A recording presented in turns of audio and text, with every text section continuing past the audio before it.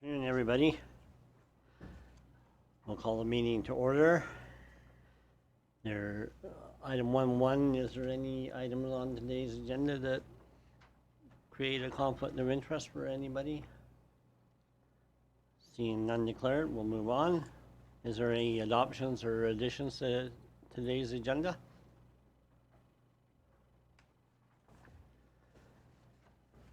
I'll entertain a motion to adopt the agenda as Councillor Pauls. Any discussion? Call the question, all in favor? Carried. Then we have 3.1, regular council meeting minutes of November 25th, 2019. Any errors or omissions?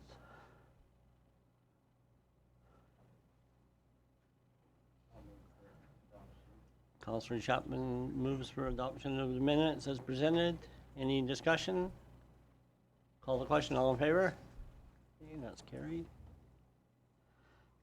Okay, and then we have item 4.1. We'll get Spencer to talk quickly, or, We've got a delegation at 2:05. yeah. You think we can do that first, or should we, Yeah. the delegation? Is there here? Okay, well, we'll get the Canadian Badlands up to present so that we give our staff lots of time to do their items, and then maybe they might want to get back home before the weather gets too nasty anyway. So welcome, Diana. You can join us up here if you like.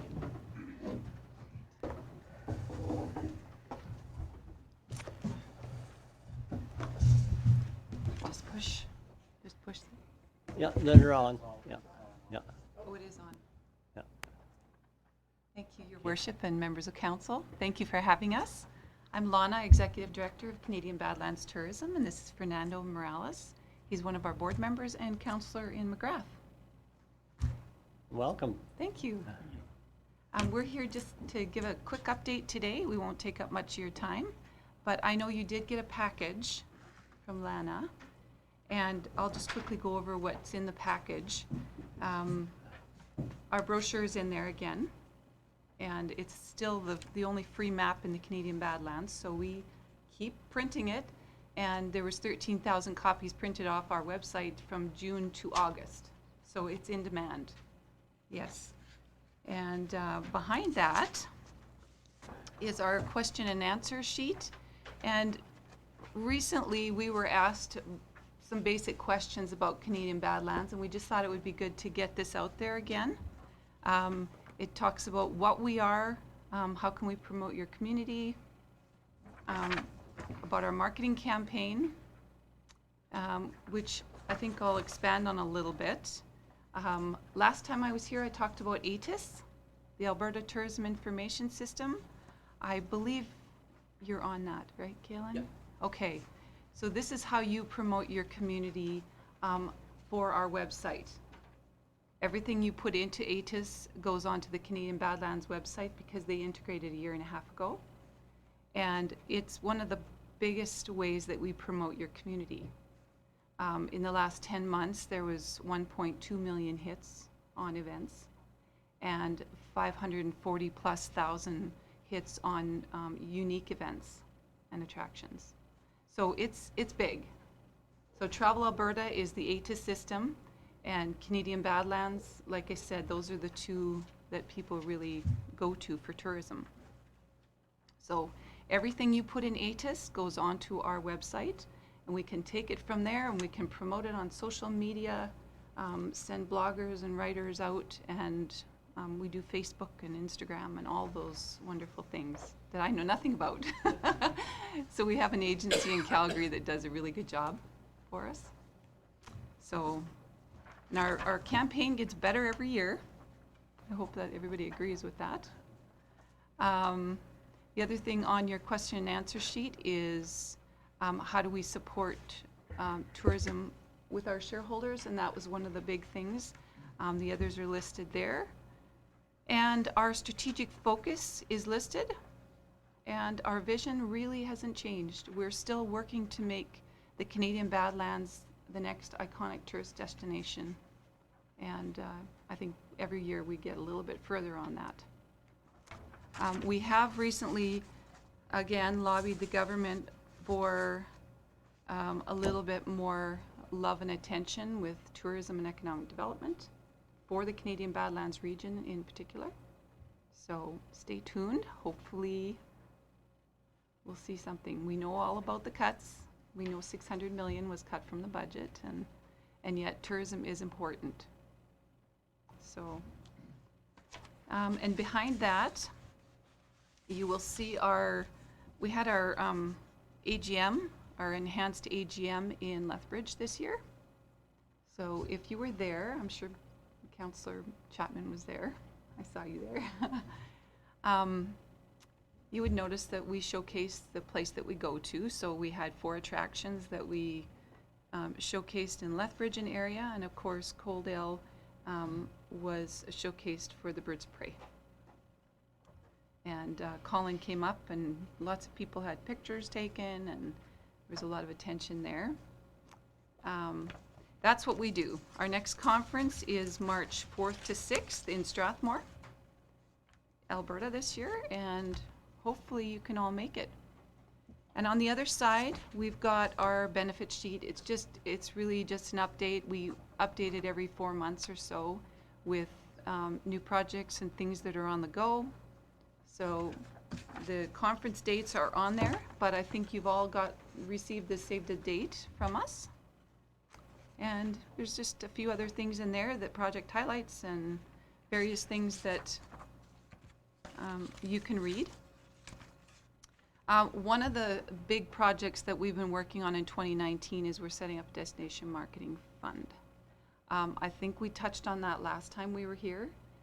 It is a big project, and it's going to be ongoing for a number of years. So for anybody that doesn't know what a destination marketing fund is, I'll give a quick, brief explanation. Canalto Hotels, Heritage Inns, and many other hotels and some destination marketing organizations set this fund up, and it is to have a fund for marketing. That's basically what it is. Anywhere that you go in the world, you're probably going to see this fee on your hotel bill. And Canadian Badlands has been bugged by Canalta for about 5 years to set this up, because there is money on the table, to quote one of our advocates. There's 5 communities in the Canadian Badlands that we're already working with to do this. And what we're doing is we are asking hotels to collect 3%. And all of the dollars that come in from the communities that are collecting go to a separate account that we'll have. Canadian Badlands will take a small admin fee off of that, because we're going to do it for the whole Badlands region. So it'll be a big undertaking. And it saves the administration for communities to do it on their own. And 2% of that will come back to the community in which it was collected. The community will have a committee made up of someone from the town, the village, the city. You want your economic development people there, hoteliers that are collecting it. They'll all sit around the table and they'll decide how to spend this money. And it has to be on marketing. And the other 1% goes to our regional marketing campaign, so we can grow it. We're still growing it more and more. So that is one of the projects that we're working on, and it's a way that we can help the entire Canadian Badlands region. Our campaign was joined by Waterton this year. They asked us actually if they could join it. They're impressed with our marketing, and the Chinook Country Tourism had some driving tours that they'd been looking after. They were created by a fellow in the government in Edmonton, and Chinook Country managed them for a number of years. Because Chinook Country is no longer, they asked Canadian Badlands to take them over, and we happily did that. So if you know of any driving tours in your area that you are creating, or that you know that aren't on the website, we're always making new ones, and they are in the Badlands. So, is there any questions? Presenter? Councillor Chapman? Well, thank you very much, Your Worship, and thank you so much, Lon and Fernando, for joining us for council and your presentation this afternoon. Just a few questions, if I may. Back in a number of years ago, in your previous administration, there was some marketing that was done to encourage all municipalities to have the Canadian Badlands logo attached to the welcome signs to their communities. Are you still encouraging that to be done, and is Canadian Badlands sort of sponsoring some of that signage along the, on those welcome signs? Thank you. Good question. We're working on trying to find another grant. That was a very large grant when we initially did that, and it's probably 10 years ago now, or 9 years ago, so it's time. Yes, we strongly encourage that. And we have recently put a new twist on our logo. It's a little more modern, and it's going to be coming out to you probably next week. Oh, okay. There'll be an email attached with that, and yes, we encourage that. As soon as I can nail a grant down, we're gonna do that. Signage is one of the priorities that the board has identified, and yes. We're also creating a scenic driving route that's been in the works for a couple of years from Drumheller, the Tyrrell Museum, to Dinosaur Provincial Park. And it is going to keep going right through the entire Badlands. So that's the first leg of it. And they're going to have some signs to identify that, but the Canadian Badlands sign will be underneath it. We want to keep it consistent. So people will see the sign wherever they go. Okay, thank you. Just as a follow-up then, I would assume then that there is no more grants in terms of assisting municipalities. I think there was some in a number of years ago in the previous time, where I think even Birds of Prey received a small grant from Canadian Badlands for That's some right. effort. Birds of Prey received a capital grant. There was only one time in the last 13 years that the government gave us a capital grant. We're looking at more through WED, Western Economic Diversification. But yes, Birds of Prey was one of 9 attractions that received a capital grant to build some aviaries. No, we are working hard to get more grants, but the dollars have dried up, and that's why we have to find other means of sustainability. And the board, I mean, we see the value in the organization, and the board doesn't want to raise membership fees at this time because we want to give back. We want to help our communities. So it stays at 50 cents per cap. Okay, thank you. Councillor Lloyd? Thank you, Your Worship. Yes, I just have a question about the about Coaldale. We have an amazing museum in Coaldale, and we have 2 fabulous parades in Coaldale. How do we go about getting more onto the list for Coaldale? Right now, all you have is the Alberta Birds of Prey. Okay, good question. But we also have a golf course, and you know, Yes. but there's only one thing listed. So just wondering how you prioritize what goes on there. That is a team. That is a committee that puts that together. So I will take it to them. And we might end up, because I get this question at every community. I'm sure you know that we can only get so many things on there right now, the way that the format is set up. But I'll take it to them and see if we can get more on there. Some communities have nothing on there. There's just this much room. So it just might mean that we do another little section and add it to it. But I'll take it to them. Absolutely. Yes. To add to a little bit to your comment, to Lonan's comments right now, during the last couple AGMs that we have had, I have heard comments from many municipalities around that they would like to promote their communities. And one of the things that we try to emphasize is that the communities know better what it is in their own community, in their own towns. The problem is putting everything together out for Badlands to get it to show to the public. So one of the things that I have suggested, and I'm trying to promote this in my own community, is try to get the information that you already have, or if you don't have, put it together so we can actually put it out there for you. We don't know your community as much as probably as well as you who have lived in your communities all your lives. But more in particular, one of the things that I have encouraged is get the youth involved.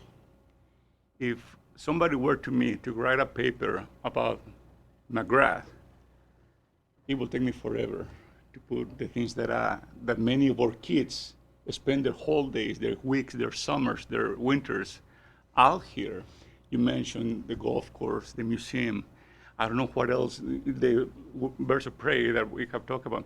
All those kind of things, your kids in your community, they already spend time in it. So what I had proposed before, and I'm trying to push this forward through the Canadian Badlands, is to make invitations to our schools to invite our kids to write these papers, to write a presentation of their communities. This is Coaldale, my hometown, and prepare a video. They already know how to use the technology, the kids. If we put it through our schools, we will collect 20 to 30 probably of those proposals. It doesn't matter if they're in grade 6, 7, 8, 9, 10, whatever, and give them some kind of trophies or rewards for our kids, pass for the golf course or invitations to know their heritage at the museum. So something like that, you probably know better what we can do. But if you collect those presentations from your kids in the community, now you don't have only one little ad in there, but you have 20 or 30 or 40. And if you keep doing this every year, there is new material and it's getting more exciting for all your community. If we can do this throughout the region as Badlands, it is an enormous amount of advertising that we can collect, and it costs us hardly anything. If you try to pay somebody to do this for the town, it is in the thousands of dollars that you'll be spending just in one community. But your kids, they'll be anxious, and they'll be saying, when they see their information in there or the presentation, they're going to be excited. They're going to be like, yes, I did that for my town, that for my community, for my school. So I encourage you to do that. I've been talking to our region for the last few months with regards to this, and I'm trying to get our community to do that on McGrath. It took a little bit of a rough start, but I think we're going to be able to pull it off. So I invite you to do that, and please let us know in which way we can help you to make this happen. Your worship and members of council, Oh. can I just add to Yeah, that? please. Fernando brought that to the board, and it was taken up by the Product Development Committee, and we have somebody working on a template. And yeah, the children in the schools know how to promote their communities, so that's something we're definitely working on. Good. And Councilor Chapman, Yeah, thank you, Worship. Just maybe a closing comment, and that being that I really appreciated you introducing, or Canadian Badlands introducing Roger Brooks, not only to southern Alberta, but to the town of Coaldale. We were really pleased, and of course, I had the opportunity to learn from him at the at your conference a couple of years ago, and then our Director of Planning and Director of Economic Development have really capitalized on an opportunity to feature him here in Coaldale, and to have him address our community in terms of the number of things we can do and promote the town, and especially with our downtown Main Street revitalization project moving in next year, that we can capitalize on some of his ideas for thought. Wonderful. thank you. Any further questions or comments? Well, thank you, Lana and Fernando, for taking time out of your day to visit with us and update us on the good works of Canadian Badlands, and all the best in the Thank you. Christmas season to both, and drive safe travels if you're out and about here. You bet. Thank you. Thank you for having us.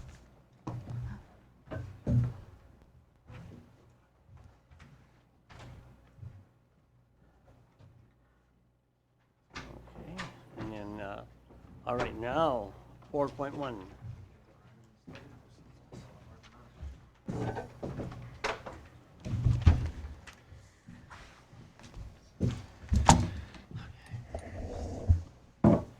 Welcome, gentlemen.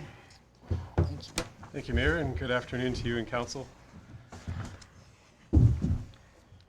We're pleased to be able to bring forward the culmination of what I would consider phase one of the community discussion around the pool situation that we had happen earlier this summer.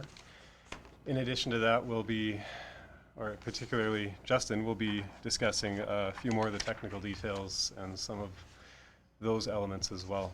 So without further ado, I'm going to go ahead and get out of the way and make room for Cam and Justin to get into some of the details around what we did find out from the community, why, at the staff level at least, having heard a lot of the feedback directly through face-to-face engagement and through the online survey that we believe to be very successful, why it is that this is likely the start of a bigger discussion and not simply the end of the matter. And after that, we'll pass it off to Justin to get into some of the technical details. So if there's anything else that I can add as we go on, I'm happy to, but at this time, I'll pass it off to Cam. Perfect. Thank you, Spencer. Yeah, so I guess just getting right into it, I think we're all fairly familiar with what staff was engaged to do over the course of the last few months. Basically, what we've done is we took an approach to public engagement here where we recognize that given some of the complexity associated with this issue, we wanted to make sure that we had an opportunity to present some information to our residents prior to receiving feedback on the issue with the goal of trying to make sure that the feedback we're getting is grounded on facts and the realities associated with running aquatics facilities.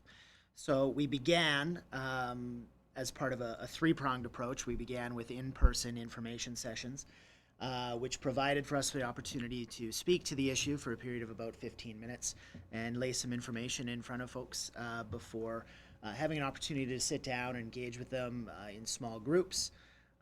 Those lasted about 2 hours, and we had not a massive turnout from a numbers perspective, but we did have very passionate folks turning out and giving us their opinions there. We then branched out from there and provided for an online survey with the hopes of getting a broader range of perspectives from the community. And then also we accommodated those with perhaps with less online aptitude with a paper-based survey. There were some challenges associated with putting those together in terms of making sure that we still had the ability to communicate some of that information up front before doing so, but we did find a way to do that, I think, reasonably effectively. First through the creation of a video, which was functionally a shorter version of the presentation that was provided on the in-person sessions, and then providing some paper-based facts to folks before providing them the opportunity to fill out paper-based surveys. So with respect to that, the focus of our engagement was to, again, to make sure that we had comprehensive information presented to people before outlining some potential options for aquatics facilities to the community, highlighting some general categories of types of facilities that might be possible, looking at options for repairing our existing facility, looking at options for larger or smaller outdoor facilities, larger or smaller indoor facilities.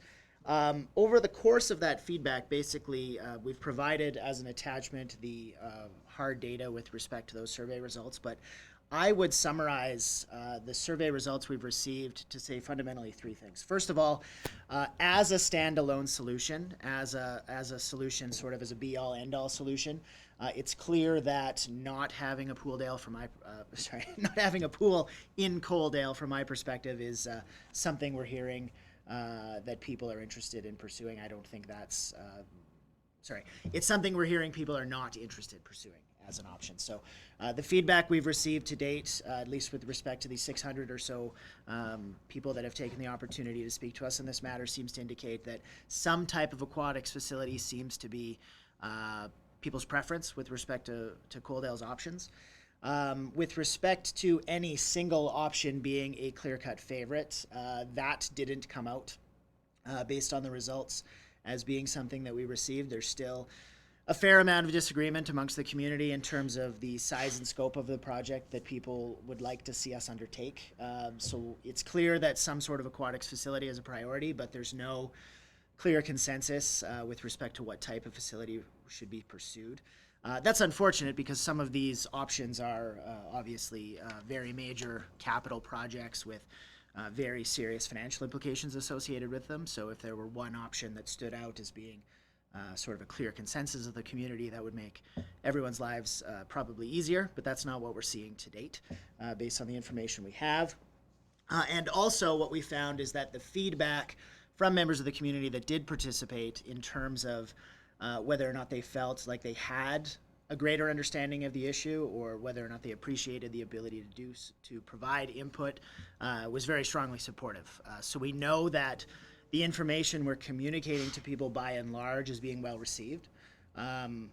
It's just not clear that we've had the opportunity to convey that information to sort of the broadest possible cross-section of the community. So the message is a good one. We just need to keep delivering it, would be my takeaway from that. With respect to that, we'll have maybe Justin go over what we've learned with respect to the existing pool facility, and then we can come back and talk about next steps going forward as we see it. Good afternoon, Council. So during these public consultation periods, the numbers we were using were from previous reports that we had done on the pool from 2017 and previous to that. We know this facility was aged, so we started the process of getting those prices and an idea of what replacing a mechanical system would look like. So during the consultation, we were using those numbers. In conversation with our colleagues and some professionals in the field, we thought it might be a good idea to start getting a more detailed, updated idea of what that looks like in current day prices from current contractors with different schedules. So in October, we engaged MP Engineering and a qualified contractor to work together to come up with a report. The report is attached to this. I'm not going to go into too many details, but what that report says is to replace the mechanical equipment that was broken in this on that day, and then everything else required to bring up that pool to current Alberta Health Services standards. So that's going to be turning over the water twice as quickly as it was previous to the repair. So the pool's going to run more efficiently with better equipment. That price, MP and Master Pools came out to a total of $227,000. However, that was with a 15% contingency, and after discussion with them and other colleagues in our field and in between us, we decided it would be a good idea to have a 35% contingency just because the pool is quite a bit past its life expectancy and we expect to come across some deficiencies as we go. So that price is to do all the mechanical, bring that up to speed, and to seal the skimmers around the pool so the pool quits leaking underneath the base. So that's where we're at with it. I'm here to answer any questions. Sure, and if I could just speak to that, the numbers we were looking at with respect to repairing the facility based on the previous numbers was about the $250,000 to $300,000 range. So we did find that the estimate that came in here was within reasonable expectations, a little lower, which is nice, for sure. With respect to the issue of the contingency, obviously any amount of contingency is reasonable. From our perspective, though, again, because this is a 47-year-old facility, 15% is sort of a standard contingency number that's used in projects generally, and given that we're talking about a 47-year-old piece of equipment, it just seems like the more conservative approach is to assume that there might be more that comes up over the course of the project, but that's obviously something that council can consider. And it's also, at this point, obviously, budget is something that's coming up. At a later date, we're not looking for council authorization to spend anything at this point. Rather, the recommendation that we've provided council here is simply this. First of all, that council accept the report on public engagement and the attached survey results as information. Additionally, that council accept the report on repairing the existing pool and attached engineering report as information. And finally, also that council direct administration to engage in an RFP to fix the existing pool in line with the report provided from MPE Engineering. Of course, acceptance of submitted bids only being in line with budgetary approval. So if I could clarify what that means, what we're proposing is this. Timelines are important. If we're going to pursue the repair path, we want to give ourselves the best opportunity to have that done in advance of the pool season, if you were. So moving forward with an RFP sooner rather than later simply gives us the opportunity to do that. We don't have to accept any bids that come back from the RFP. If council chooses not to pursue the fix as part of budget deliberations, then we simply can say, okay, well, we're not going to accept any bids that have come in. But this gives us the opportunity to just get that ball rolling in the event that that's something that makes sense. So we think it's prudent to maybe engage in that path now. Throw it over, open to questions if any members of council have any questions of our delegation. Councilor Lloyd? Thank you, Your Worship. You mentioned that in your estimations, you didn't have a cost estimate for moving the equipment to another location rather than having it downstairs. Would it be, is that a possibility to have it up on ground level? I have not got the quote for that, but I believe it'd be quite a bit more because all the mechanical systems and the main line that runs into the pool is already down there. It's something I can quickly have them look at before we engage it though. Any additional questions?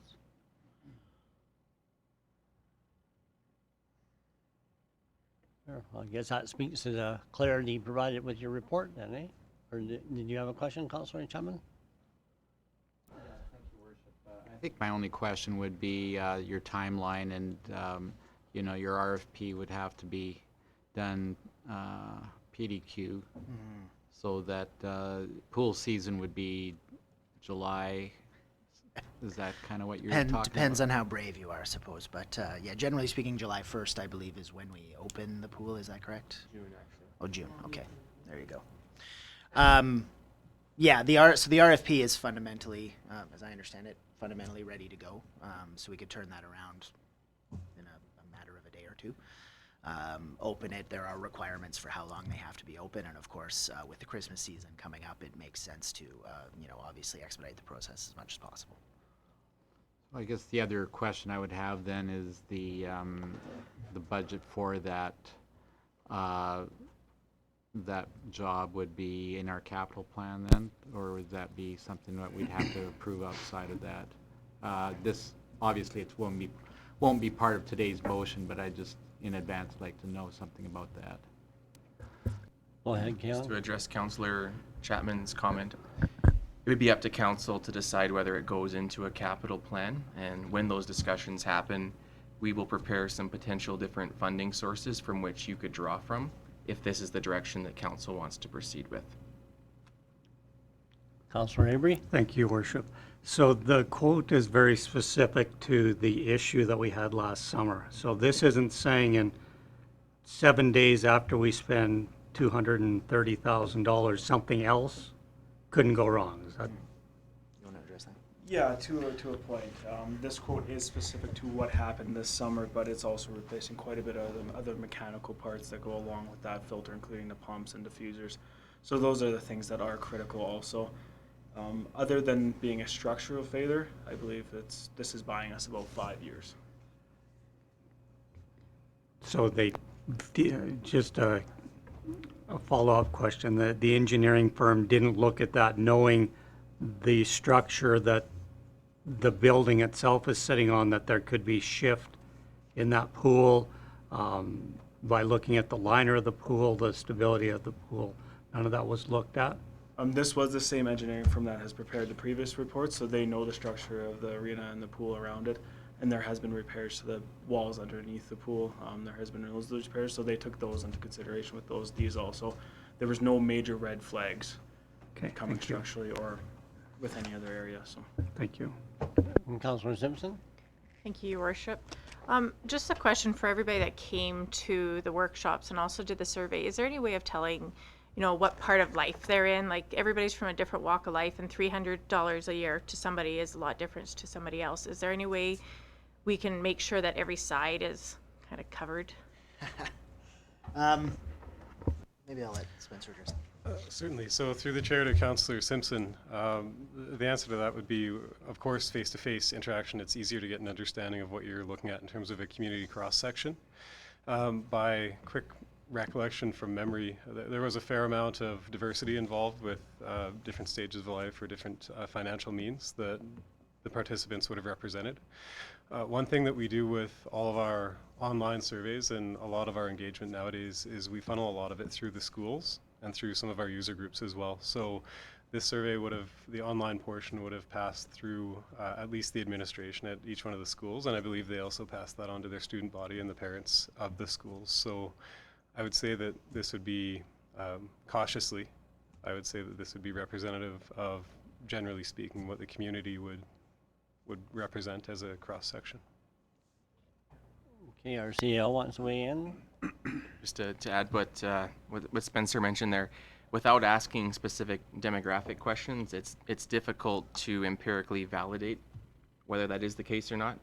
A lot of research methodology that's used is you do ask these independent variable questions about household income, where you live, age, so you can verify whether the respondents are consistent or a broad cross-section of the demographics of the community.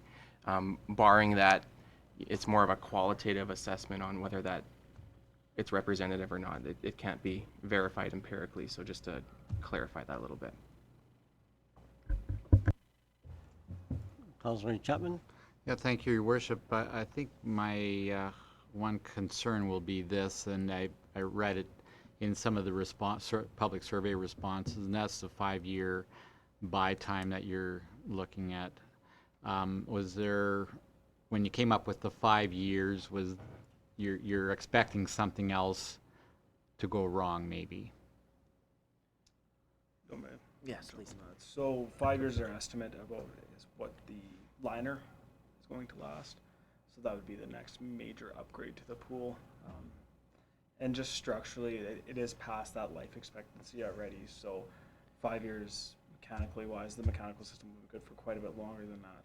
But without major upgrades to everything else, 5 years is what we're willing to say this will last without a major structural failure in between the 0 and 5 years. Yeah. So. If I may just add to that. So one of the things, one of the major issues associated with the concept of repairing the facility, and this is a little bit anecdotal, but this is based on the conversations that we've been engaged with, was the concern of sort of throwing good money after bad, if you will, and sort of saying, well, if you've spent money and it's only good for 5 years, then perhaps that's wasteful. But when you look at the numbers on a per year basis, what's interesting is looking at repairing the facility, assuming these numbers are accurate, building in that $20,000 per year of additional maintenance that's recommended in the report from MPE. We're still looking at, if we get 5 years out of the facility, we're looking at about $73,000 per year as a breakdown of this expense.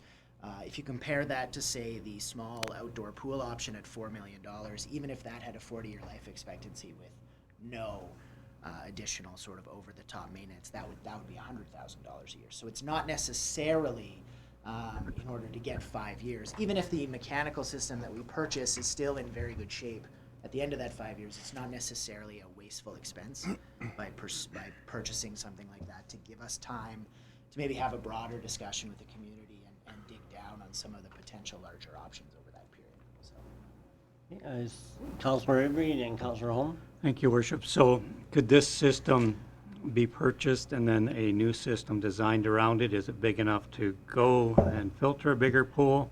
And then in your off-season, you move it from this location to another location? Like, what's the life expectancy of this? Is it 20 years? Can it be used? So now you're down to, $13,000 a year for this if it's a 20-year product.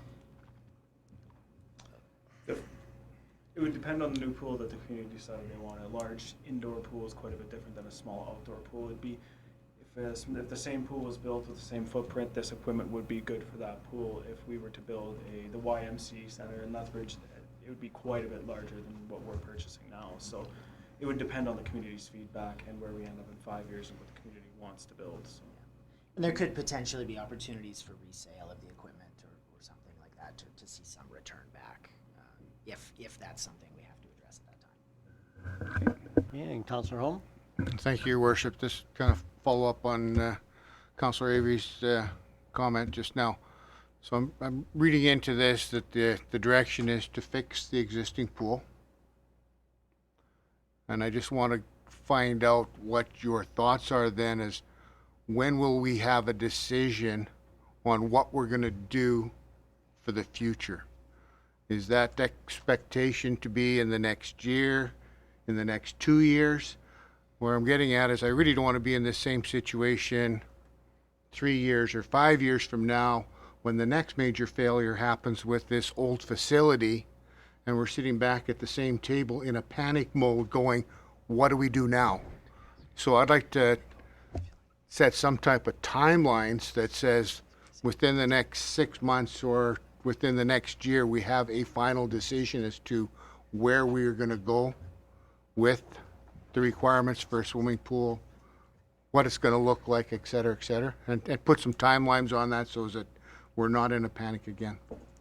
Thank you. Through the chair to Councillor Holm, excellent question.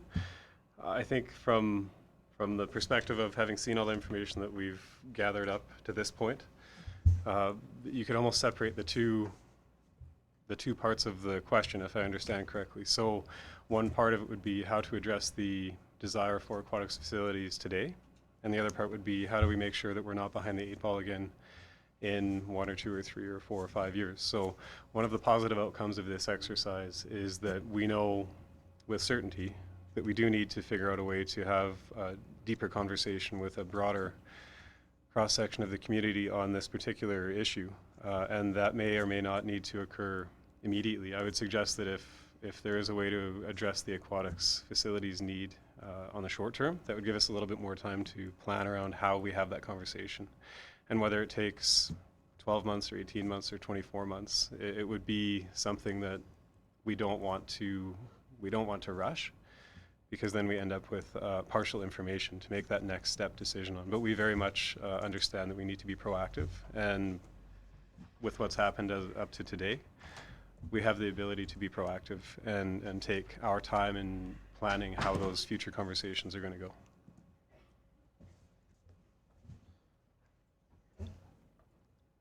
Any further questions? Seeing none. Does anybody care to make a motion or?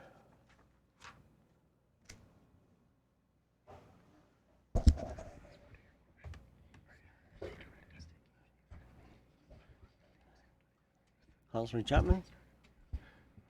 I think, obviously, I think it'd be important to accept this report and the attached survey results as information. And also number 1 and 2, that council accept the report on repairing the existing pool and attached engineering report as information. I'll leave it at that. I don't know about the third one yet. Do we want to go ahead with an RFP to do this? If not, I'll just hold off on number 3. Well, we can divide if you want. I mean, the staff report seems to indicate that we're not bound by an RFP if we go ahead with that and get the ball rolling. I guess it just depends on fundamentally if we're want to push this down the road further. But anyway, your motion is the first 2 bullet points, or? Yeah, I think that I would recommend number 1 and 2. Number 3 being, I'll just maybe explain myself on that. I think that Councillor Holm made a very strong position towards getting this right so that we're not having to deal with this in 5 years in terms of a patch repair again. So I think I'd like to hold off on that one unless Mr. Mills has a recommendation.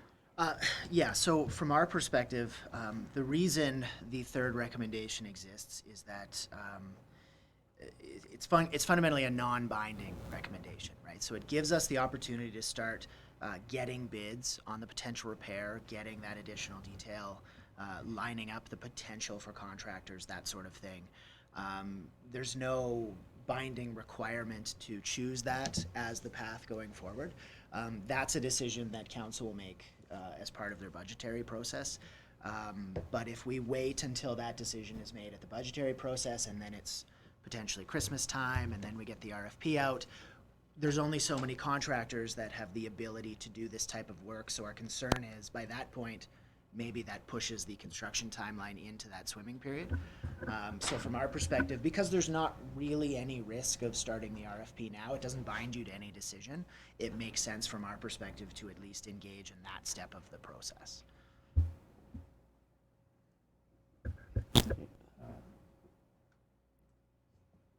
Just on that, then I would certainly support number 3 in terms of the non-binding component to it, so that it allows you time to move forward in terms of getting that RFP and getting some real numbers to what it's going to take to move forward. Right. So now, to clarify, your motion is to accept staff recommendation. That is correct, yes. So that then is inclusive of all three. All 3 bullets. Okay. Is there any discussion? Councillor Holm? Thank you, Your Worship. I certainly do support the recommendations as shown by the administration.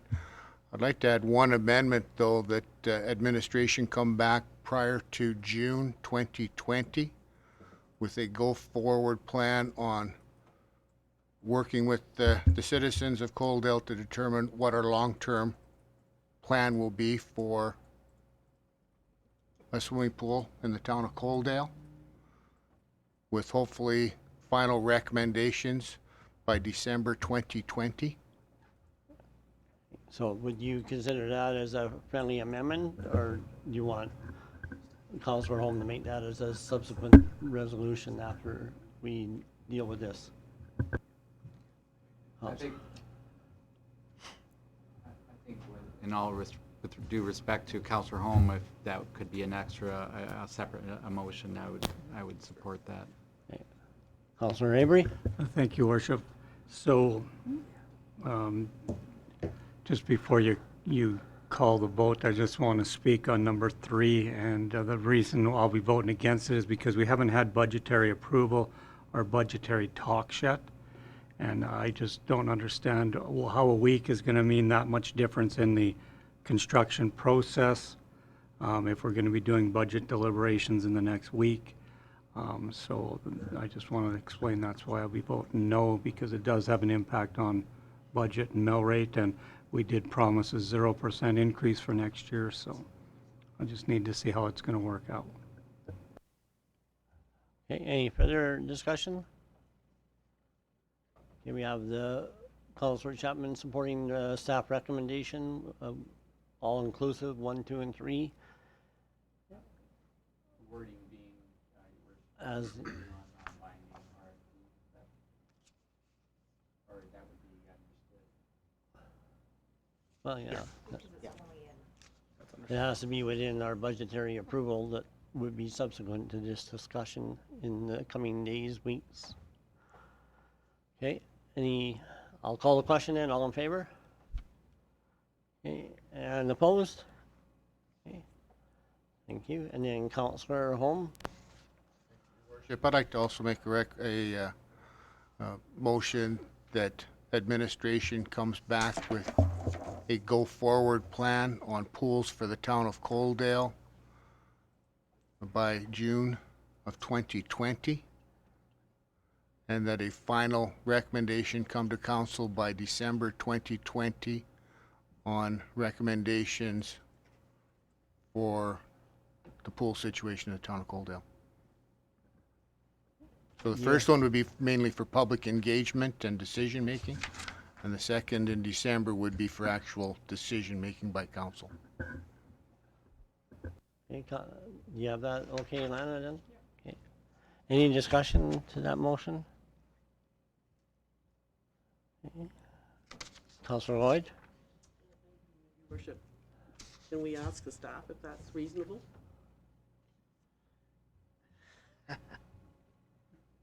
Sure. Just so we're clear, it's basically a public engagement strategy by June.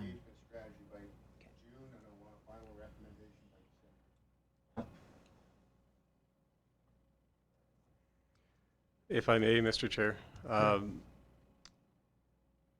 the one of the potential outcomes of the carrying out of that strategy could be that the finding remains the same and that we need additional time in December. But at the very least, we'll have a substantial amount of work and community feedback done by that point. So we'll try to avoid needing more time after that, but it entirely depends on what the community ends up providing as feedback. So we will be able to get that work done by June to enact that strategy, to be able to provide information back to council in December.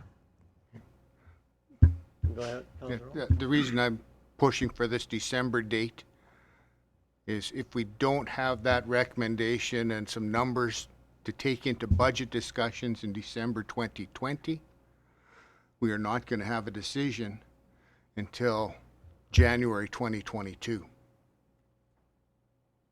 Because we won't have a number to take into budget discussions next year if we do not have that number. And I want that number for next year. Okay, Galen? And I think as I understand Councillor Holmes' thought process, the decision of the type, the go-forward plan, categorically speaking, there's replace the outdoor we have, there's large outdoor, there's small indoor, there's large indoor. If council, following the results of the community engagement sessions, makes a decision on which of those categorical options, it takes time to prepare for the construction, the implementation, and I understand you know that. You just want to know so you can inform the community following the results of the consultation. Here's the go-forward plan, and then the fundraising, the operational plan, the grant hunting begins for whatever that type selection happens to be. That's what I understand it. Okay, thanks. Okay, does council have any further questions or comments? Seeing none, I'll call the question. All in favor? Okay, and opposed? Okay, so we'll do it on the count of three. All in favor? 1, 2, 3. Okay, and opposed? Okay, so 6-1. Good, thanks for that presentation. And then there was one.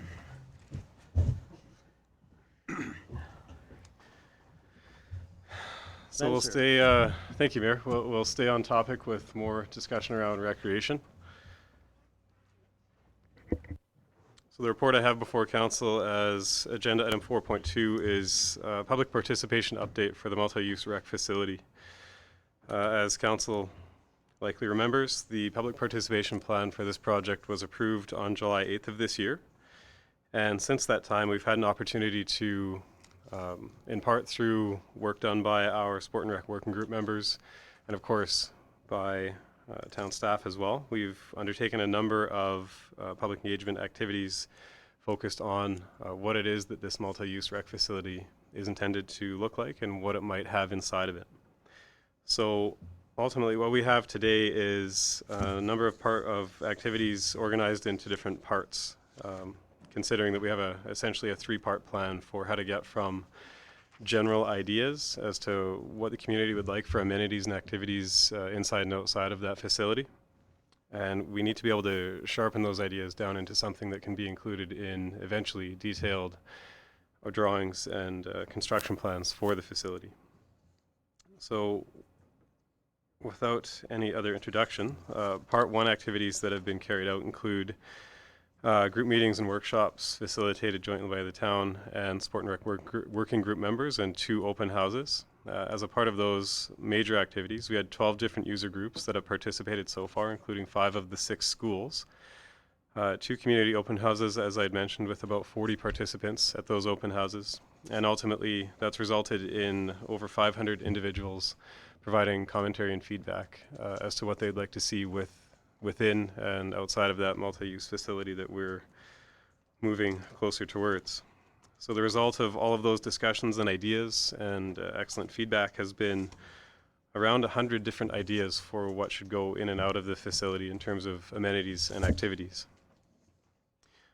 Now we've been able to, with the project architects so far, undertake part 2 of the overall design engagement, which is focused on refining some of those feedback pieces that we've received. So ultimately what we've done so far is prepared a shorter list of activities and amenities that are reasonably achievable in a facility like this. We did have some ideas that are wonderful, but not necessarily achievable. One of my favorites was a roller coaster. I think that would be fantastic, but I'm not sure that we'd be able to make that work. So ultimately, though, what we're doing is we're moving closer towards finalizing the preliminary design component of the project. And in doing so, we need to be able to take kind of a half step in between the general feedback, refining some of these ideas with the architects. And we need to make sure that what we've refined makes sense to the community. And we're going to do that by way of a survey that's similar to the survey that was used for the pool engagement. We found that the video combined with explanatory video combined with clear questions was quite successful in terms of the feedback people provided and a feeling that they were able to have their comments clearly heard by the town. So we'll embark on that with a goal to have that survey released sometime this week. And then we will look at that feedback, and the plan is to hold facilitated open houses of a roundtable format with the architects and town staff, able to help participants navigate the question as to what this could actually look like in terms of a floor plan. So that would be the final step in refining preliminary feedback. And the plan is to have that executed no later than the middle of January. So it may be middle of January to middle of February, but the goal being to finalize preliminary design sometime in the first 6 weeks of 2020 so that we can move on to having the architects undertake detailed design. So as I'd mentioned, what we found so far has been excellent feedback focused on the design discussions, what people want, what people are okay with flexing on in terms of combining different uses in the same space. And I'm excited to move on to the next step and see what this might look like in reality once we start getting pen to paper with the architects. I will mention that this was intended to be done a little more quickly than it has. However, the pool situation that has been worked through up to now kind of forced us to extend timelines a little bit to make sure that the information that we're receiving on this project is as good as it can be. So as I'd mentioned, we're going to be opening a survey this week. We intend to close that survey the week of January 6th and then hold face-to-face roundtable workshops later in January. After those steps are completed, we would have the architects transition to detailed design on the project. And other than that, I have nothing further, so if council has any questions, I'm happy to field those.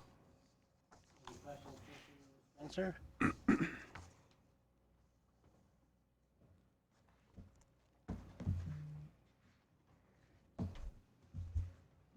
Kaylin? One quick comment, building on Spencer's presentation. Another step that'll take place along the line is sending out a request for expression of interest in consultation with our architects in Palliser School Division to see if there's any commercial synergies that are out there that would be interested in participating in the project. You know, there's recreation can be run by a municipality or also private providers, and it's a good opportunity to see what's out there. If people want to come forward with some capital, there are some opportunities to build that in now in the schematic design process. So sometime along the way, we will turn that rock over to see if there's private interest from any entities.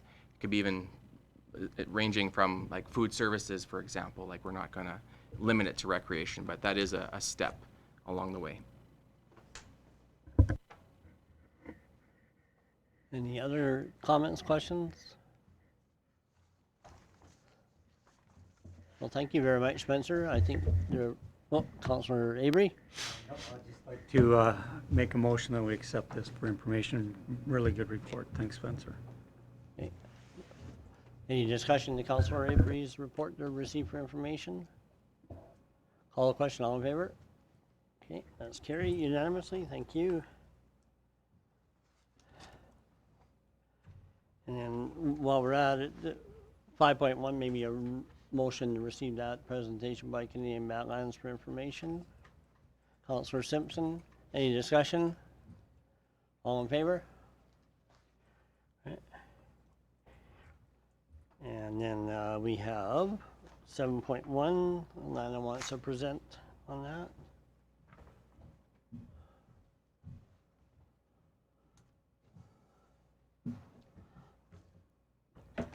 Mayor, members of council, Community Services received a request from the Coaldale Kinsmen Club regarding their upcoming 100th anniversary next year, in February 2020. They have 3 requests that they have put forth, one being request to raise the Kinsman flag on February 20th, to declare February 20th as Kin Canada Day, and their third request of declaring the week of February 16 to 22 as Kin Canada Week. I included in our staff report in April of 2018, Council approved the flag policy on the 3rd page, flag display policy, which includes how our flags are placed. We currently have only 3 flagpoles that we display: the Coaldale flag, the provincial flag, and the Canada flag. We do not have a 4th dedicated empty flagpole for community groups at this time. As part of my recommendation was that that council decline the request for the flag raising, being that we don't currently have that available to us, but the council declare February 20th as Kin Canada Day and the week of February 16 to 22 as Kin Canada Week. Thank you, Lana. Is there any questions through to Lana?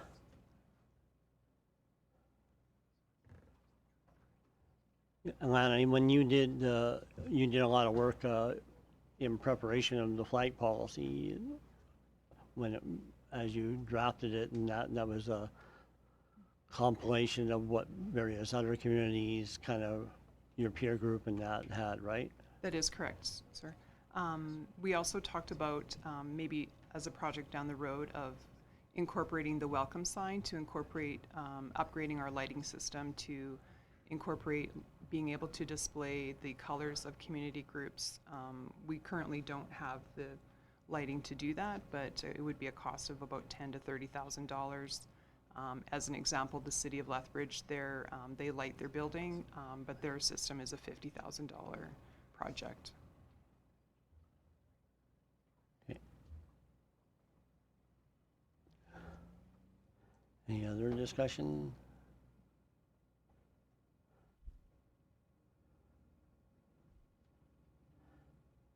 Councillor Lloyd?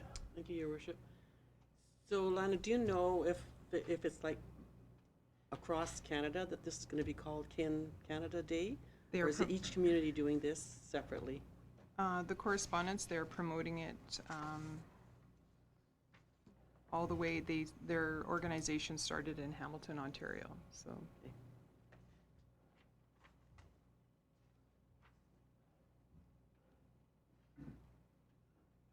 I think there's no doubt that the Kinsman Club and the Cadets have been significant contributors to Coaldale and that. So it's Councillor Pauls. Kinsman started on February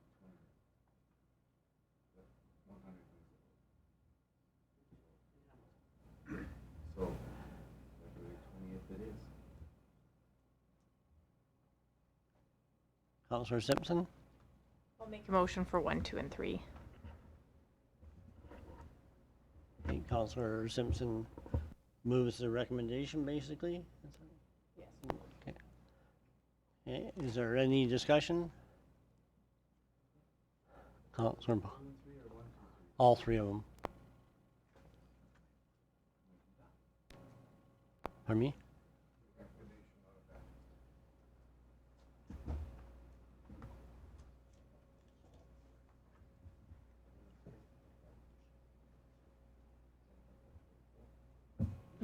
No, it'll The be that recommendation. decline the request for raising the Kinsman flag because we don't have an extra pole. And then to declare February 20th as Kin Day and declare February 16th to 22nd as Kin Canada Week.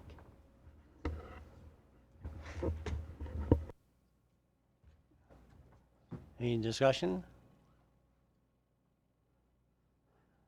I think, maybe it might be worthwhile to I think this letter came in and there wasn't any discussion that there was a gap or that little bit of a issue about our flag policy and that, so I might want to suggest a subsequent motion for administration to work with the Kinsmen to find a suitable alternative way to commemorate the 20th in lieu of the flag raising, and that way because, I don't want it lost that it's an important day and significant, but it's just because we can't necessarily do the flag, there might be an alternative way of commemorating the day. So maybe after we consider this motion, maybe somebody might sponsor a motion like that. So any further discussion on Councillor Simpson adopting the recommendation as outlined? Yeah, I'll call the question. All in favor? Okay, and is anybody opposed? That was unanimous, I believe. Okay. Does anybody care to make a subsequent motion then, or are we good? Okay. All right, and then we'll move on to item 7.2, financial analysis.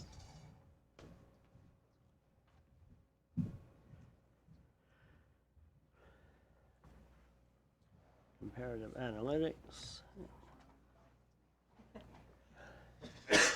You pulled the short straw, I guess. Oh, sure. Yeah. Thank you, Mr. Mayor.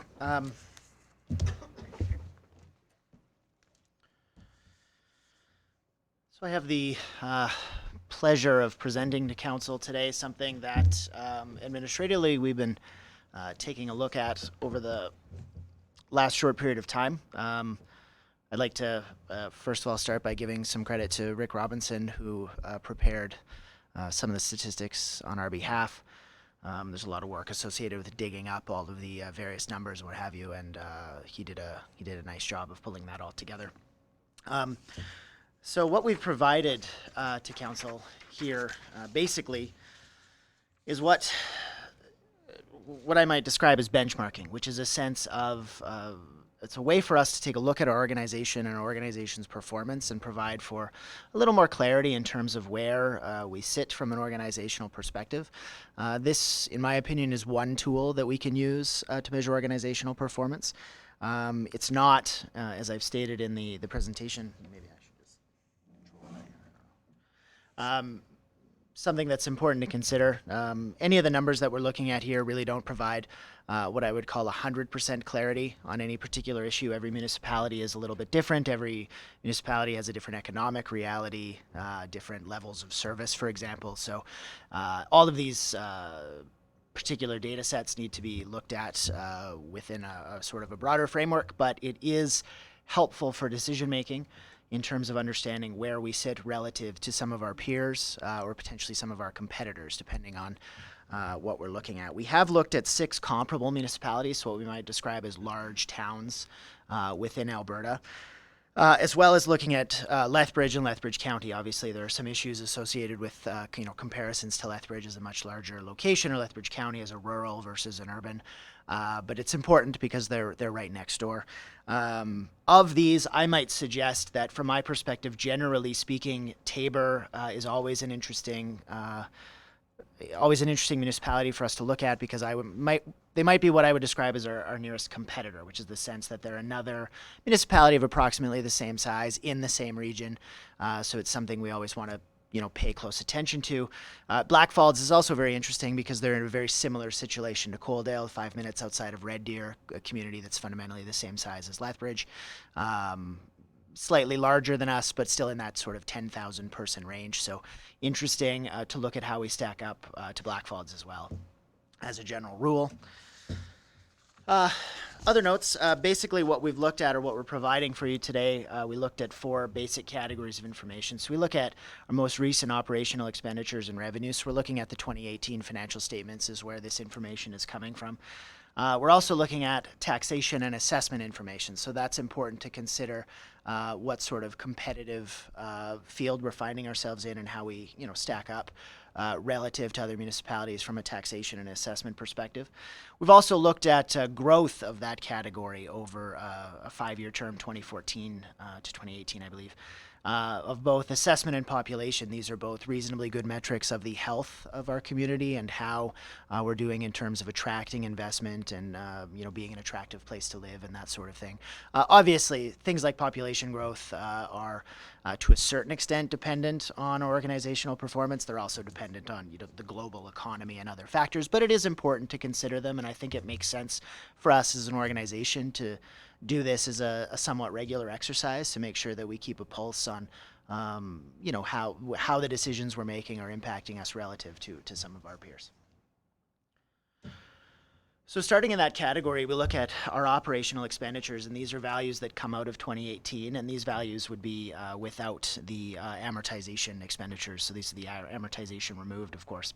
So we've looked at these various communities. We provide the population in the first column. And then the first category we look at here is total operational expenditures. And then we look at those operational expenditures on a per capita basis. Now, generally speaking, the services we provide, it makes sense to look at those at least to an extent on a per capita basis. They're not all directly tied in to sort of saying escalating costs on an escalating person basis. But what we find when looking at this category, both in terms of a total expenditure and a per capita expenditure, is that we're looking at a fairly healthy number there, with per capita operating expenditures of 1,626, comparing very favorably to some of the other municipalities in that particular category. We've also broken down to highlight the salary, wages, and benefits within that group. Now, this is a value, or a figure, I should say, that is going to have some flexibility. And the reason I say that, is that not all municipalities will categorize their expenses in the same categories. So, for example, some municipalities, Taber, for example, might have policing built into salaries, whereas we do not. So what we find here is that we've got a per capita salary and wage expense in Coaldale at 656, which is again the lowest in this category, and is substantially lower than a number of the other municipalities in the region. So that suggests that we're getting a lot of value from our staff for a relatively reasonable expense. We also look at total revenue, so the other side of the equation in terms of how much we're receiving in revenue on a per capita basis and a total basis. On a per capita basis, we are reasonably competitive. We're a little bit low. We're certainly lower than, for example, Taber or Lethbridge in the area, but we're right, I would suggest, in the ballpark, on the low side of the ballpark, if you will, on some of those other municipalities within the region. So on the operational expenditure side, I think the story is a relatively positive one. So I think that's good to see. One thing I would look at, for example, so as I mentioned, looking at the salaries, wages, and benefits column. So if you look at the contracted and general services column, which isn't a column that I've supplied here, within this period, Coaldale's would have been about 3.7 million on contracted and general services. Within this period, just taking a look, Blackfalds would have been 3.9 and Taber would have been 4.9. So the per capita expense of combined salary and contracted general services then for those three communities are Coaldale at 1,087, Blackfalds at 1,207, and Taber at 1,790. Our policing expense would be coded to the contracted services column. So it sort of provides that balance between contracted and general and salary. You should have the vast bulk of that sort of human resource expense built in. So another way to look at this would to say, okay, how does our operational expenditure look as a percentage of revenue? That's to say, how are we doing in terms of operating, within our means, might be a way of anecdotally phrasing that. What we find is that our operational expenditure as a percentage of revenue is 68%, with salaries being 28% of revenue. Those numbers are the lowest, or I should say the second lowest in the operational expenditures percentage of revenue category, with only Lethbridge coming in lower, though again, Lethbridge's revenues on a per capita basis are substantially higher than ours. Our salaries as a percentage of revenue are clearly the lowest in the category, so that's positive news. So looking at the taxation and assessment column, so what we've done here is we've looked at residential assessment, which of course is your houses and your multi-person or multi-family as well, and non-residential being your combined commercial and industrial spaces, and then also looking at total assessment. So within that perspective, as you can see, our residential assessment at $860 million and non-residential at $113 million, with total assessment in that just over the $1 billion point. So we've got an approximately 9-to-1 split there, or I should say 8.5 or 85% residential split. And then we look at the mill rate perspective, so our residential mill rates and non-residential mill rates. These are important figures, obviously. Within this category, what's interesting is that when you look at the operational expenditure slide previous, comparing to a place like Lethbridge isn't necessarily super useful because we're not really playing in the same field as Lethbridge. But from a taxation perspective, it's important to consider Lethbridge because, like it or not, we are competing with them.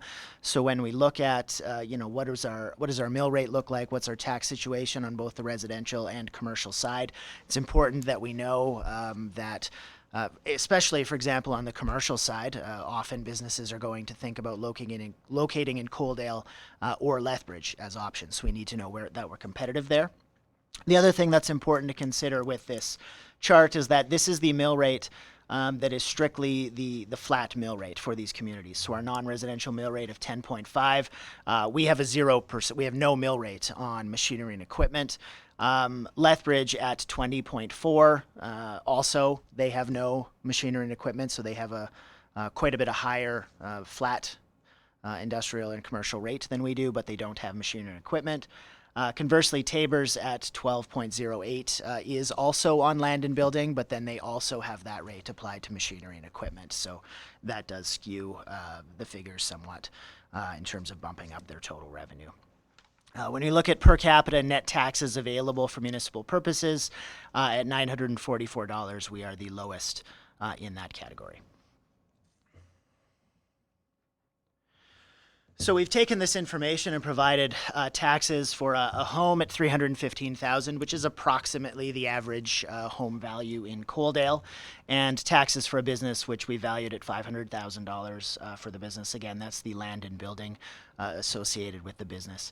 That's just a number we're using for comparative purposes. Obviously, businesses' values range substantially from one to another. What we find here is that from a residential side, our taxes are like I say, within the ballpark or within reason. However, they are somewhat on the higher side. We find ourselves somewhat below Lethbridge. And we also have a recreation levy that isn't built into this number, so you can add that $120 a year on top of this.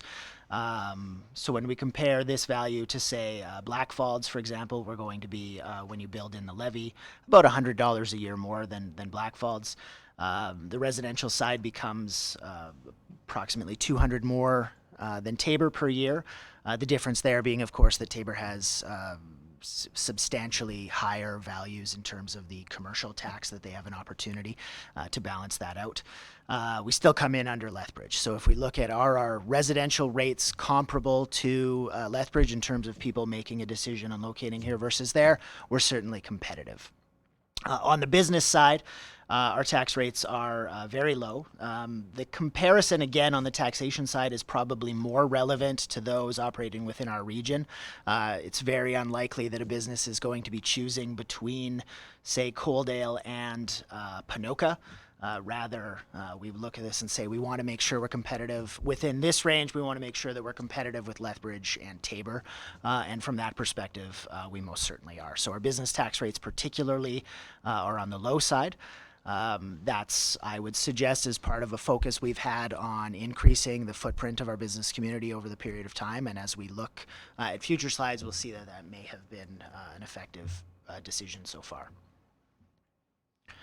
So when we look at assessment growth, we've looked at 2014. This is through the 2020 figures that are provided from the equalized assessment values from the province. So what we find is that we have had, over this period, residential growth of $209 million, and non-residential growth of approximately $55 million over that period. So for total growth of about $250 million or so, which is excellent. We've seen some other communities have very substantial growth as well. Blackfalds, particularly on the residential side, has done very well over this period, though we have had more significant non-residential growth. We've also seen, for example, Edson's had a tremendous growth with about doubling Coaldale's growth on the non-residential assessment side. And as a percentage of growth, our combined total assessment growth relative to Lethbridge is, on a per capita basis, a little bit higher, so that's a relatively positive indication. Sorry. Yeah. 2014 to 2020, that's not new growth, that is like total growth? Yeah, that's the total growth over that period as provided from the provincial resource document. So we're just summarizing the information that comes from there. And lastly, on the population side, over the course of this period, Coaldale's population has grown by 1,145. So we've gone from about 7,500 to about 8,670. So 15% population growth over that period. The only municipality on that list that trumps that is Blackfalds at 29%, which is obviously phenomenal growth for them. They were approximately the same size as Coaldale in 2014, and they have eclipsed the 10,000 parts. And I actually think that their current population is going to be pushing up closer to 11,000. So they've seen really tremendous growth. Outside of Blackfalds, though, Coaldale's growth is the most impressive from those areas. And again, particularly looking at where are people choosing to locate within the region. Our population growth is fundamentally doubling Lethbridge's and is greatly exceeding Tabor's. So we're doing things that are making this community attractive to people to locate from a residency perspective. And as we saw from the assessment figures, I think it's comfortable to say that we're also seeing people are interested in locating their businesses here as well. So we've had some success over this period, and I'm sure everyone around this table's goal, and my goal as someone who works in economic development, is to help ensure that we keep doing that. So what's the path forward? Well, we look at this and we would say that growth and development over this period has been very solid. We might look at more clearly defined plans for future economic development as something that is beneficial. It's something we've had some success at, but it's something we want to continue having a conversation organizationally to make sure that we're employing our resources in the most efficient means possible. Organizationally, continuing to challenge the status quo. I think we've done a good job of trying to find different ways to take advantage of, sort of alternative financing for project delivery and sort of non-traditional ways for municipalities to engage in projects and look for opportunities. So it's something we want to continue to do so we can continue to run a relatively lean organization, which, as we can see, we have done to this point. And we need to recognize that running a lean organization is something that requires commitment and focus. So we need to be sure that when we're presented with opportunities, that we understand that, if we're going to be running a lean organization, that we've got to be selective in how we deploy our resources. And we want to consider and utilize performance measures to increase and maintain operational effectiveness. So part of that is going to be periodically to look at information like this. And if there's other information we need to gather, we can massage what it is we're looking at. There's piles and piles of information. We only have so much time to gather it up. So the point being that it makes sense for us to do this, to do benchmarking consistently and to decide who it is we need to be comparing to and looking at so that we can continue to understand how it is we're performing and provide some hard and fast data with respect to that. It also makes communicating some of our messages with the general public a little bit easier if we have a better understanding of where we actually sit. So.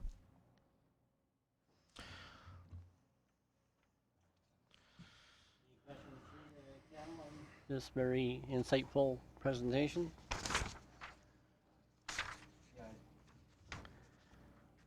Quick question. Thank you, Worship. Which communities again do not have the M&E tax? I'd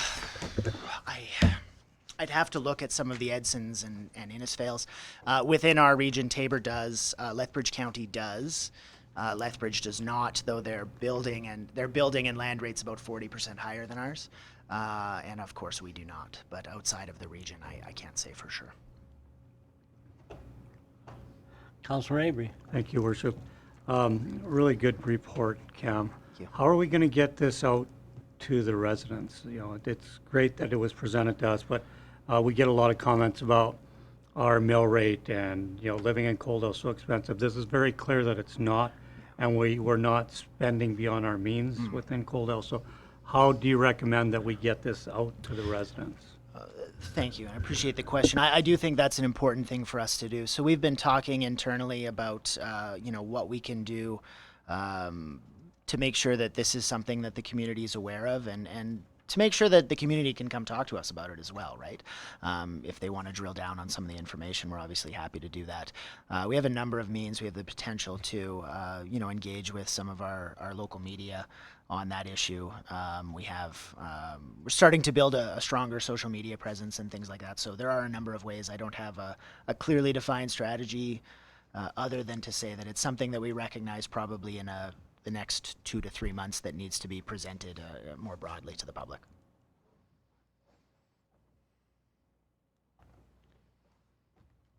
Is this something that could be posted on the website? Yeah, absolutely. So it could be certainly presented on the website, and then it's just a matter of driving people's attention. There's a lot on the website, so it's about driving people's attention to a specific area of the website would be important. Yeah. Yeah, I want to echo Councillor Avery's comments. It's a very good, detailed report, and I'm sure it took a bit of collaboration to put it all together. So thanks to everybody that helped work on it. Thank you. Any other discussion, comments, questions? Consider a motion to receive this for information then. Councillor Holm, any discussion? All in favor? And we have item 8.1 and 8.2. We'll do 8.1. We have Clayton here, ready.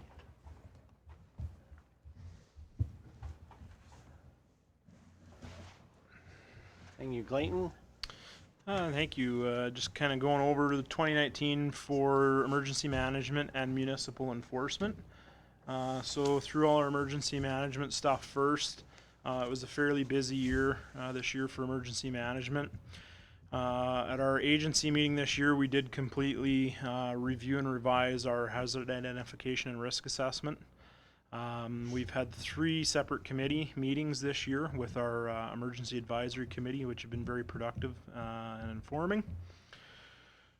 For Settlers Days this year, we did activate our emergency operations center and did a lot of planning with the various town departments and volunteer organizations first to just get our communications down and make sure that everything went good for the event and the fireworks and all that. So that was actually a good exercise. Not only to just plan for Settler Days, but to actually carry out. It kind of builds as training as well. And then this year for Emergency Preparedness Week in May, we did an event that we called Disasters Corner, where we had a variety of emergency response organizations taking part and just doing some activities in public education that day as well, which was fairly well attended. Whoops. We did 3 different exercises this year. The full-scale train derailment exercise that we did in May, that was last year's Emergency Management Preparedness Program grant money. So we partnered with CP Rail to conduct that exercise, as well as City of Lethbridge that had their hazmat team out here for that. We also did 2 tabletop exercises with evacuation and damage assessment, just to go over and kind of train everybody on our process for that stuff as well. We did a lot of training this year. Now that I am certified as a ICS Train the Trainer for the 100 and 200, we've been starting to host 100s and 200s. And we'll be starting to work on the ICS 300 next year as well. We have 2 staff members that are part of Alberta Task Force 3. What that is it's a variety of municipalities throughout the province. For our region specifically in southern Alberta, I believe there's 30 different municipalities represented. We get together 3 times a year and train. So not only does that provide us with that benefit of training, but that team is also accessible to us should we need to call them in for an event to relieve our staff if we had a large scale event. And then coming up in December, we're going to be doing some business continuity training as well. Just wanted to touch a little bit as well as with our partnership with Lethbridge County and some of the stuff that we've done with them, me being their appointed Director of Emergency Management as well. But we did do 3 EOC activation training sessions with them, just to kind of get familiar with their team and their processes as well. We did an ICS 100 course with them and hopefully an ICS 200 coming up as well. We did their agency and committee meetings here not that long ago, a month or so. We have been doing a bylaw review and plan review with them as well to get all their stuff in order. And then we also had 2 events that occurred this year within Lethbridge County, one being due to wind and the other one being due to the train derailment that happened up in Barrens that we supported them on as well. Into the municipal enforcement side of things, again, we've been keeping fairly steady this year as well. And I'll just point out as well that the numbers from last year included all the communities that we were providing services to, so Picture Butte, Barrens, Colehurst, and Coaldale. This year it was only Picture Butte and Coaldale, and then as of November 12th, Picture Butte had found themselves a bylaw officer, so they are now doing their own municipal enforcement program. So that's our kind of file numbers from 2019 that's current to the end of November. And then just kind of a breakdown of what those file types were. So with our complaints, our largest portion of our complaints are dog control, unsightlies, and some traffic as well. With our officer generated side of things, this year has been waste and recycling compost that we had a lot of files on towards the beginning of the year, more the January, February. It's kind of slowed down now. And then snow removal and unsightly are some of our larger ones as well that keep coming up.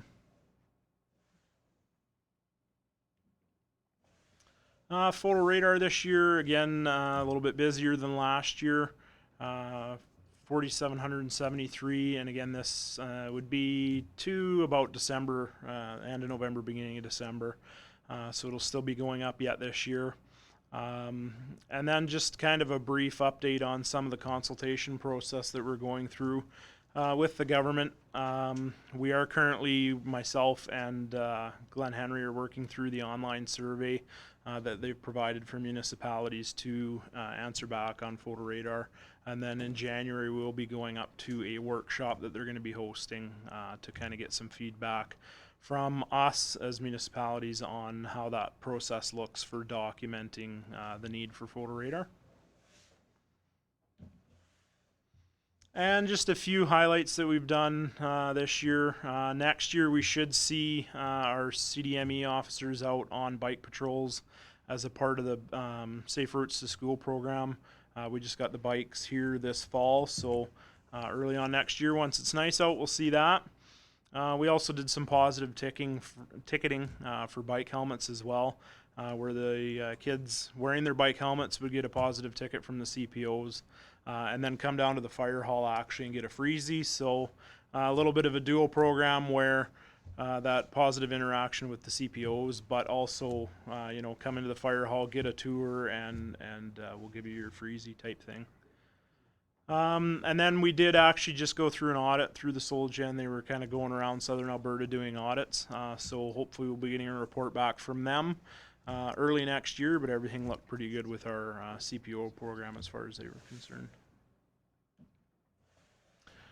We did do some schedule changes this year with the CPO program to really look at when do the majority of the complaints come in, when's the most effective time for them to be on shift and working. So we did do a little bit of alterations to their schedule this year. As you can see, the majority of their complaints come in during the week. And again, during those peak hours, 9 to 6 in there is the majority as well. I think that's everything. Ellen, you want to do a follow-up? Or? Just excellent presentation. I appreciate that, Clayton. Just one quick thing just to add. We are in discussions with a contracted service provider to provide animal control for Saturday, Sunday, and after hours when the peace officers aren't on shift. So just to show we've taken some steps, or in the process of taking steps to augment the shift change so that we're not left during the weekend periods of time. And the other reason for that is the RCMP. We don't want to have them spending their time looking after dogs because they have other priorities. So just kind of a quick close the loop on that item. Any questions through the Councillor Avery? Thank you, Worship. The times of your complaints being received, is that when they're receiving the complaints, or is that when they've checked their email? Because I know a lot of No. complaints come Yeah. via email. Yeah, some of them via email. That was pulled, so it gets entered when they come in, whether it's phone or email. So that's actually when they're coming in, not necessarily when they're getting checked. Okay, thanks. Yeah.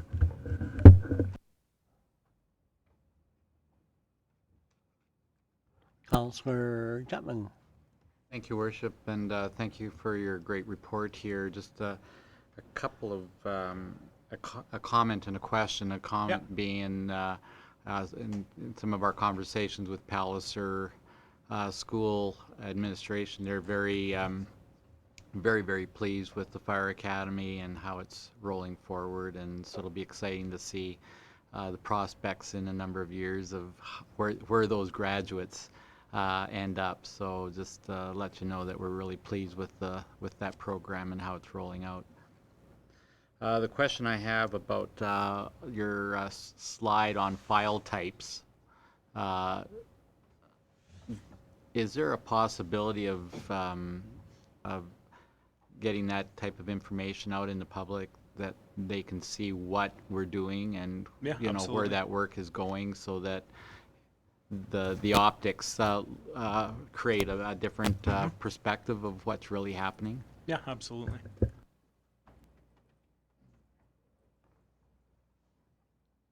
That's a very informative report. Thank you to all the people that weighed in on compiling that report. If you did it all yourself, you're Not quite. okay. Any last minute questions or comments? If not, Councillor Holm moves for information. All in favor? Okay, thank you. And we have the November development stats.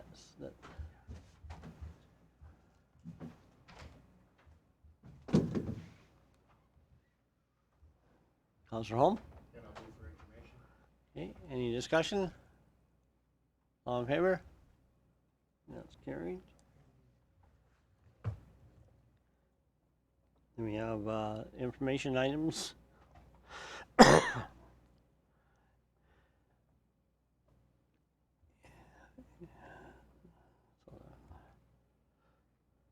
Councillor Chapman? 11.1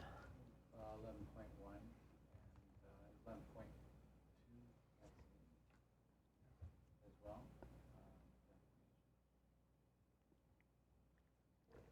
Okay. Might as well, you want to go all three of them there? Okay.